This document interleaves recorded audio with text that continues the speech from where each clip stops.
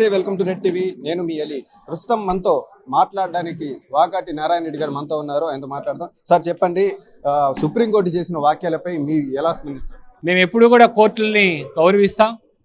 ముఖ్యంగా ప్రధానంగా అత్యున్నతమైనటువంటి న్యాయస్థానమైనటువంటి సుప్రీంకోర్టు గారు వారు తీసుకున్నటువంటి నిర్ణయాన్ని గౌరవిస్తూ న్యాయాన్ని ప్రజలకు తెలియచేయాలి, నిజాన్ని నిగ్గు తేల్చాలి అనేటువంటి ఆలోచనతోటి ఇవాళ సుప్రీంకోర్టు తీసుకున్నటువంటి ఆ కమిటీ ఏదైతే వేశారో సిబిఐ అధికారులు కానీ లేకపోతే ఈ స్టేట్ గవర్నమెంట్ అధికారులు కానీ వాళ్ళందరినీ కూడా కమిటీ వేసి నిజాన్ని నిగ్గు తేలిస్తే మరి హిందూ మనోభావాలకి ఎలాంటి ఇబ్బంది లేకుండా ఉన్న నిజాన్ని బయటికి తీసుకురావాలన్నదే మా యొక్క లక్ష్యం. ముఖ్యంగా ఏదైతే మన ప్రాంతం నుంచి కానీ దేశమంతా కూడా కొలుస్తున్నటువంటి ఆ వెంకటేశ్వర స్వామి ఆయన యొక్క ఆలోచనలు ఆయనే తప్పకుండా ఈ విషయంలో న్యాయం చేయించే విధంగా సుప్రీంకోర్టు వారి ద్వారా మరి మనకు తెలియజేశారన్నటువంటి దాన్ని నేను ప్రగాఢంగా విశ్వసిస్తూ తప్పకుండా నిజం నిగ్గు తేలుతుందన్నటువంటి విషయాన్ని తెలియజేస్తున్నాను. అదేవిధంగా చూసుకున్నట్లయితే ఈ యొక్క లడ్డు విషయాన్ని రాజకీయ ప్రయోజనాల కోసమే చేస్తున్నారు, అంటే రాజకీయంగా ఆ వైసీపీని అణచివేయాలనే ఉద్దేశంతో వీళ్ళు చేస్తున్నారని చెప్పేసి కూటమి మీద వైసీపీ నాయకులు చెప్తున్నారు. దానికి ఏమంటారు? నేను రాజకీయాలు చేయకూడదు కాబట్టి మాట్లాడకూడదని గమ్మునున్నాను. మా హిందూ మతం అది, మా హిందువుల ఆరాధ్య దైవం వెంకటేశ్వర స్వామి.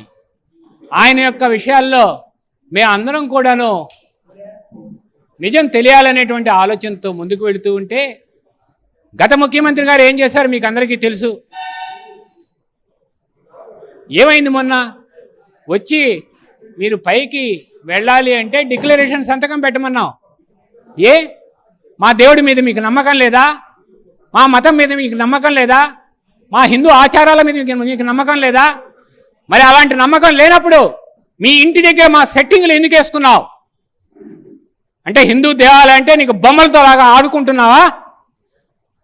కాబట్టే ఆ సెట్టింగ్లు నీ ఇంటి దగ్గర వేసుకున్నావు కాబట్టే 151 సంఖ్య వచ్చినటువంటి వాడివి 11కు దిగజారిపోయావు.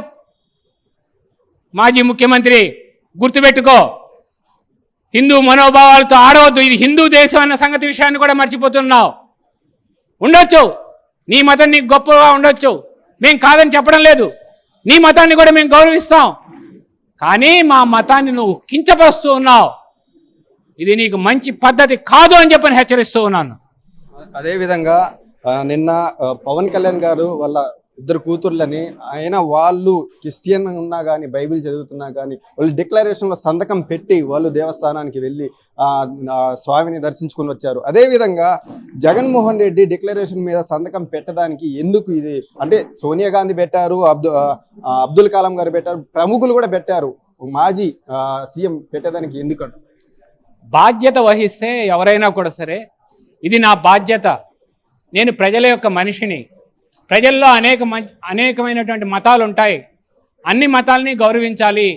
ఈ మతాన్ని కూడా హిందూ మతాన్ని కూడా నేను గౌరవించాలని చెప్పి అనుకుంటే తప్పకుండా ఆయన సంతకం పెట్టేవాడు.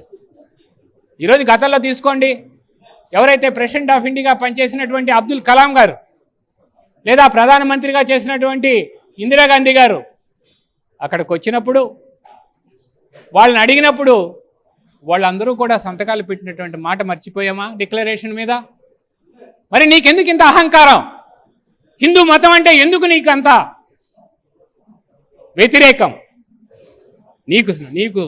నీకు డిక్లరేషన్ సంతకం పెట్టేదానికి ఏమంత నామోషి? కరెక్టే. మరి అంత నామోషి అయినప్పుడు మాకు సంబంధించినటువంటి హిందూకు సంబంధించిన దేవుడి యొక్క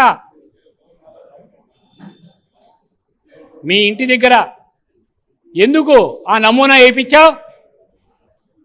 కనీసం అక్కడ తీర్థ ప్రసాదాలు ఇచ్చినా కూడా తీసుకోలేనటువంటి మీరు హిందువుల మనోభావాల్ని దెబ్బతీయడం లేదా?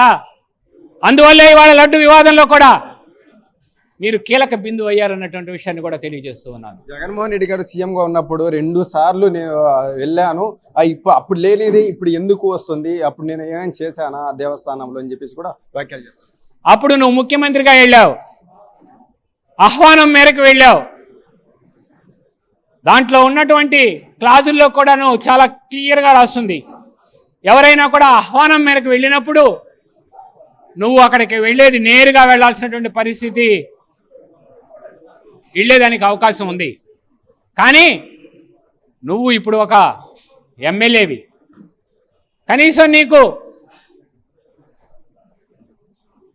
ప్రత్యేక హోదా కూడా లేదు, ప్రత్యేకమైనటువంటి ప్రతిపక్ష హోదా కూడా లేదు. నీకు ప్రతిపక్ష హోదా అన్న ఉంటే 23 మంది ఉంటే నీకు ఒక క్యాబినెట్ హోదా ఉండేది, కనీసం అప్పుడు నువ్వు వెళ్ళేదానికి అవకాశాలు ఉండేది.